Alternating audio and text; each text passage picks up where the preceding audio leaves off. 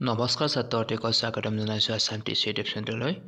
মই যে তোমালোকৰ মাজলৈ লৈ আছোঁ ক্লাছ 6ৰ অসমীয়াৰ লেচন 6ৰ কুৱেশ্যন এনচাৰখিনি সকলোৱে ভালদৰে শুনি যাব আৰু যদি মোৰ চেনেলটো চেনেল ছাবস্ক্ৰাইব কৰি আহিব যাতে আগলৈ এনেকুৱা ধৰণৰ ভিডিঅ' পাই থাকে আৰু সকলোৱে এটা ছাবস্ক্ৰাইব কৰি চেনেলটো অতি সোনকালে আগুৱাই নিব বুলি আশা কৰি আজি ক্লাছটো আৰম্ভ কৰিছোঁ। চেপ্টাৰ 6 বৈজ্ঞানিক মানসিকতা আৰু আমাৰ সমাজ। 1 নম্বৰ তলত দিয়া প্ৰশ্নসমূহৰ শুদ্ধ উত্তৰটো বাছি উলিয়াই সঠিক বৃত্তটো পূৰ কৰা। প্ৰশ্ন সৰ্পই দংশন কৰিলে কি কৰা উচিত? ক. চাফ চিকুণকৈ থকা উচিত। খ. ৰাশিফল চোৱা উচিত। গ. বেজৰ ওচৰলৈ যোৱা উচিত। খ. ডাক্তৰৰ ওচৰলৈ যোৱা উচিত। উত্তৰটো হ'ব অপশ্যন খ নম্বৰটো ডাক্তৰৰ ওচৰলৈ যোৱা উচিত। 2 নম্বৰ তুমি ওপৰৰ দ্বিতীয় প্ৰশ্নৰ উত্তৰটো কিয় শুদ্ধ বুলি বাছি ল'লা? সহপাঠীৰ লগত আলোচনা কৰি লিখা। উত্তৰ খ. ডাক্তৰৰ ওচৰলৈ যোৱা উচিত উত্তৰটো বাছি ল'লোঁ কাৰণ পাঠখনত কোৱা হৈছে যে আজিও বহুতে সাপ দংশন কৰিলে বেজৰ ওচৰলৈ যোৱাৰ চেষ্টা কৰে, কিন্তু ই এক অবৈজ্ঞানিক মনোভাৱ। বাস্তৱত সাপে দংশন কৰিলে তৎক্ষণাত চিকিৎসকৰ ওচৰলৈ লৈ যোৱা উচিত যাতে যথাযথ চিকিৎসা গ্ৰহণ কৰি জীৱন ৰক্ষা কৰিব পৰা যায়। এইটো হৈছে বৈজ্ঞানিক মানসিকতাৰ প্ৰমাণ। 3 নম্বৰ তলত দিয়া প্ৰশ্নবোৰৰ উত্তৰ কোৱা আৰু লিখা। ক. বৈজ্ঞানিক মন আৰু মানসিকতা বুলিলে কি বুজা? উত্তৰ বৈজ্ঞানিক মন আৰু মানসিকতা বুলিলে বুজা হয় কোনো বস্তু বা ঘটনাৰ পিছে লুকাই থকা কাৰণ জানিবলৈ ইচ্ছা কৰা, যুক্তি পৰীক্ষা নিৰীক্ষা আৰু প্ৰমাণৰ ভিত্তিত সিদ্ধান্ত লোৱাৰ ক্ষমতা। বৈজ্ঞানিক মন মানে হৈছে কুসংস্কাৰ, অন্ধবিশ্বাস আদি ত্যাগ কৰি যুক্তিবাদী চিন্তা ভাৱনা কৰা। 6 নম্বৰ আমাৰ সমাজত এতিয়াও কিছুমান অবৈজ্ঞানিক ক্ৰিয়াকলাপ প্ৰচলিত হৈ থকাৰ কাৰণ কি? উত্তৰ আমাৰ সমাজত এতিয়াও কিছুমান অবৈজ্ঞানিক ক্ৰিয়াকলাপ প্ৰচলিত হৈ থকাৰ কাৰণ হৈছে অপশ্যন এ মানুহৰ শিক্ষা আৰু জ্ঞানৰ অভাৱ। 2 পৰম্পৰাগত বিশ্বাসক আঁকোৱালি ধৰা। 3 নম্বৰ যুক্তিবাদী চিন্তাৰ অভাৱ আৰু অজ্ঞতা আৰু ভয়।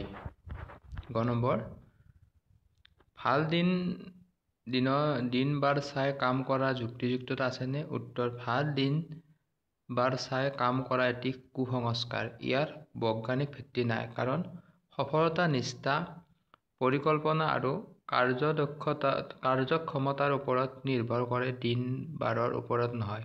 সেইবাবে এই ধৰণৰ বিশ্বাস বৈজ্ঞানিক দৃষ্টিভংগীৰ বিপৰীত। ঘ নম্বৰ ছাত্ৰ-ছাত্ৰীসকলৰ মনত বৈজ্ঞানিক মানসিকতাৰ বীজ কিয় ৰোপণ কৰা উচিত? উত্তৰ ছাত্ৰ-ছাত্ৰীৰ মনত বৈজ্ঞানিক মানসিকতাৰ বীজ ৰোপণ কৰা উচিত কাৰণ 1 নম্বৰ ই তেওঁলোকক যুক্তিবাদী আৰু কুসংস্কাৰহীন কৰিব। 2 নম্বৰ সমস্যা সমাধানত সহায় কৰিব। 3 নম্বৰ সমাজত প্ৰগতিশীল চিন্তাৰ বিকাশ ঘটাব। 4 নম্বৰ বিজ্ঞান আৰু প্ৰযুক্তিক আগবঢ়াব। 5 নম্বৰ অতীতত আমাৰ সমাজত অসুখ-বিসুখ হ'লে কেনে ব্যক্তিক কাৰ ওচৰলৈ নিয়াৰ প্ৰথা আছিল? উত্তৰ অতীতত কোনো ব্যক্তিৰ অসুখ-বিসুখ হ'লে তেওঁক বৈজ্ঞানিক চিকিৎসকৰ ওচৰলৈ নিয়া নহয় ওজা, গুণী বা তান্ত্ৰিকৰ ওচৰলৈ নিয়া হৈছিল। এই প্ৰথাটো অন্ধবিশ্বাস আৰু অবৈজ্ঞানিক চিন্তাধাৰাৰ ফল।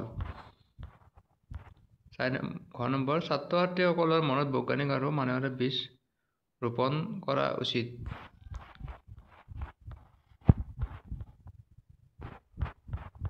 দুবাৰ হৈছে।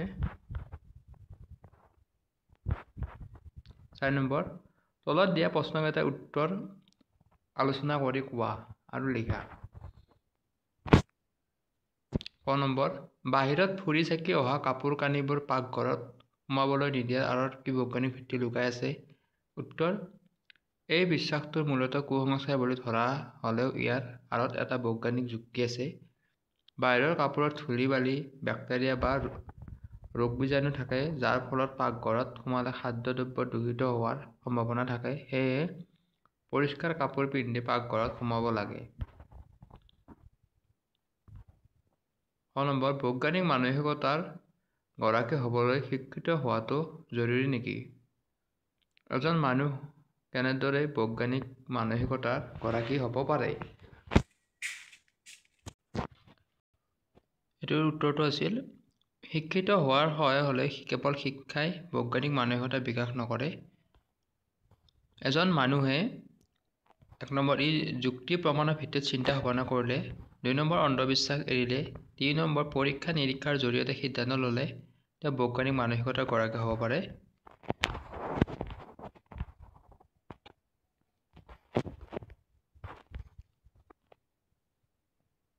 গ নম্বৰ, সমাজ এখন উন্নতিৰ বাবে অন্ধবিশ্বাস আৰু কুসংস্কাৰ কিয় বৰ্জন কৰিব লাগে? উত্তৰ, অন্ধবিশ্বাস আৰু কুসংস্কাৰ সমাজৰ অগ্ৰগতিত বাধা দিয়ে।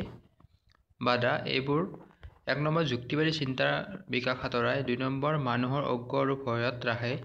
3 নম্বৰ, অগ্ৰগতিত বাধা দিয়ে। সেয়ে সমাজৰ উন্নতিৰ বাবে এইবোৰ ত্যাগ কৰাটো অত্যন্ত জৰুৰী।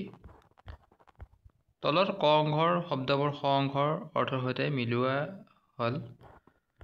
ক অংশ, খ অংশ, অনুসংশিত পূৰ্ববাৰৰ চলি অহা নীতি, স্বাস্থ্যসন্মত স্বাস্থ্যকৰ, যুক্তিনিষ্ঠ তীক্ষ্ণ বুদ্ধি তত্ত্বজ্ঞান, বিবৰ্ণ পালে টান, বিকশ এটাই সলনি আন এটা, পক্কপুষ্ট যুক্তি থকা, প্ৰযুক্তি কৌশলী।